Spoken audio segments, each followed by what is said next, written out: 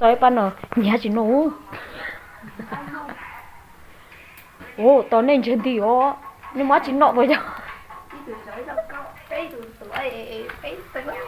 Wow, lo gì thì tiêu đi ó. Nụ, nụ bộ bạn nó là chơi một liếp plong rồi rồi.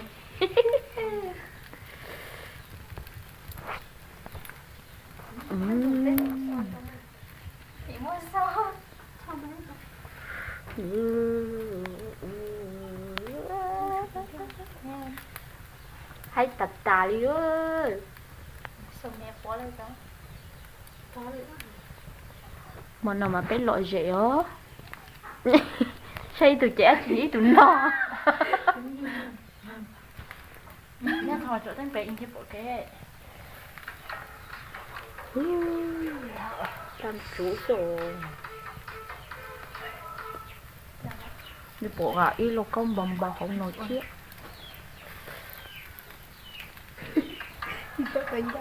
Nè quả chỉ nói là Đây tu sao? Bao bao nè. Bỏ chia, tên bầu này đây. cái này ta tỏi chia gì à? Bị chim khai rồi đó mà tao mua tụi con. Wow, có từ làm cái xả. Ô cháu có con nhiên lại. Cái gì này tái sức.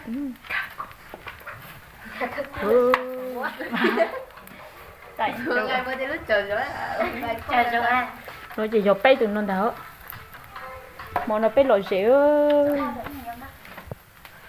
Nên tự nhiên về tôi phải biết nông môn nó. Tôi đây thì nhiêu. Tôi thì nhiêu. Quê. Nó lấy xài bây giờ. Không có cho Chán được rồi. Chỗ à?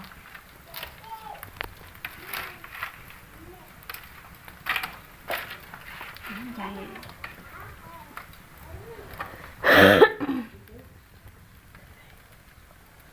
Có chó thả chúa mà. Chúa. Để tên gì? Khi từ dưới nhẹ chứ dùng có chuyện thấy từ dưới nhẹ này.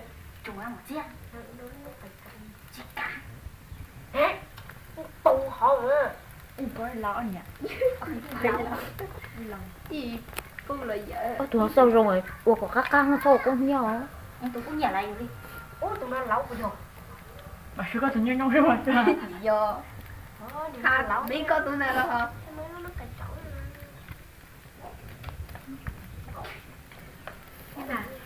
Sao có là Bố, quay, bố, hiểu không? Thật tính rồi đó. bố có cái gì nói khổ ta. Con mày vậy nói. Nó cài chọc phong mà bỏ. Nó chuối nó phải thế đâu. Tờ nó cái nó nổi. Coi vậy thì lông một trò ấy rồi. Tôi chỉ thích ra, chỉ phải tờ đó, nên cho mình đứng đi. Nè, chịu cái này. Để thấy chi. Đó, chặt xía nữa. Thôi, nó đây nó lông vào thảo gì đó. Tăng là chua. Chỉ ta là con mèn nữa nè. Nhiều là tôi là Không ngồi là con nó. cái chỉ nên nó chi của. Nó chỉ nói thôi à. Có tính gì? Nó hỏi là thỏ ra, nó oxy ra. Chắc rồi bà đó tụi hành chỉ đến những cái nó chạy thoát thì nữa. Phong cầu là Chắc biết thì tao mà nó có gì khi. chỉ có tình cái tới nó tao chế tàn á. Gỡ nó tao chế tàn cái hết nhõ tụi con cô. Chú biết chết gì đó. Chua. Hả? Ôi bị luôn á. Cho luôn Lo á. không? À, tại vì đây chó chị lỡ. Chị tao chó chị kia luôn. Ở tay cô tay. Lỡ lần rồi với nằm mơ. Hay là nhớ cho không? Nhá râu tiêu nó nội bên nhau này. Sao mà sao?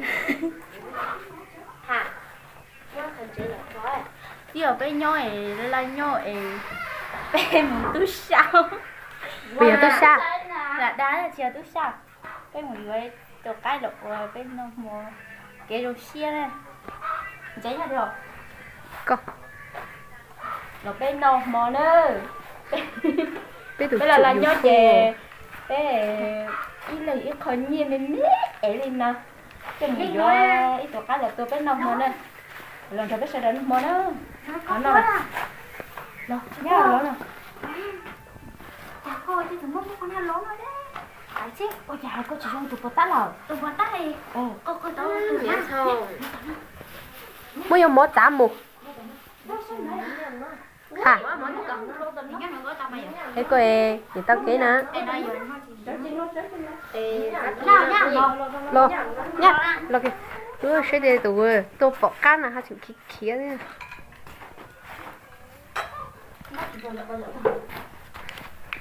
rồi tên nào ơi xe ơi nó nãy tại nó mang mấy chuyện cánh nó lỗ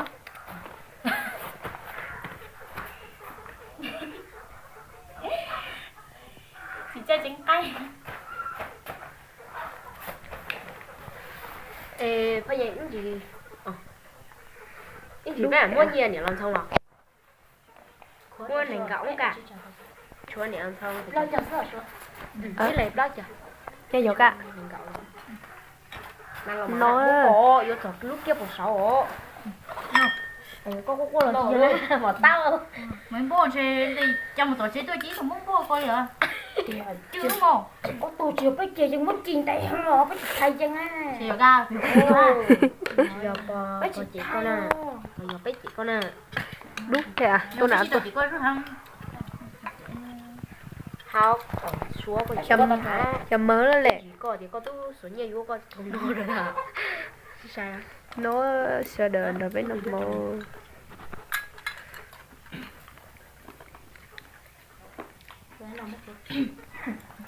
nựa một nựa rồi nổ bị lo có một lon lòi nó nè sẽ biết chọn cái chỗ nào dọn cái gì cái chỗ nào dọn cái gì thà thia nên chính là cái thái này đấy cái thái nó gì nên nó cao nổ nữa tụi chị nó vô chị chạy chơi đi chửi là hồi tụi nó mà luôn xin tao tụi nó cũng chị tốt tới tụi nó hay món nên nó tụi nó mà tao tụi nó mà bây giờ thì chỗ tụi nó thiếu cũ rồi bây giờ nó mà ít nữa nè chạy pla nổ nữa này tao đi không này tôi chụp rồi nè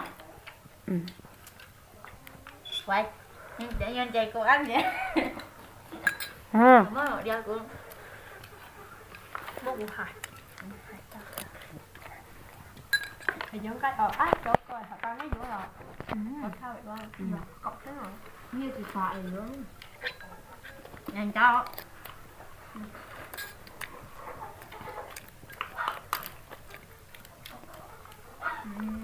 rồi nó ai rồi nè lấy chế nó mang tao còn lấy chế giống như xem tao tài cái chỗ bây giờ cũng tới rồi nhưng cô cho chị ra chỗ cô chắc mà chính chị ấy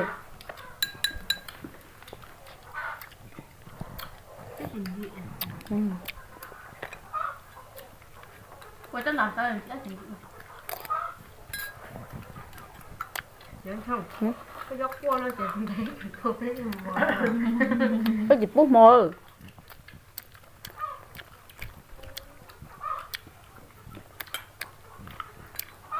hà này giờ qua cáo rồi rồi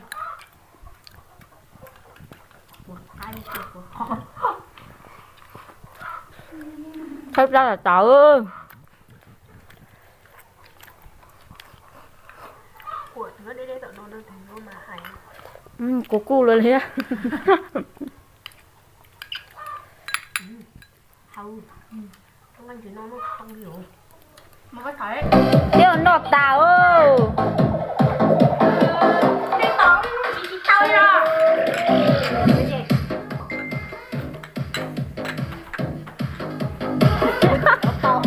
rồi ra chả cá đến thì nhá quá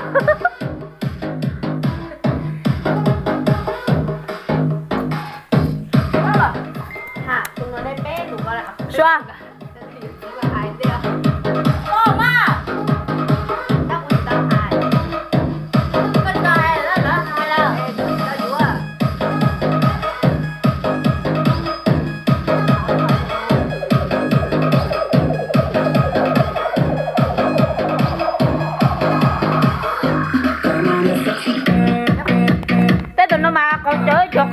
rồi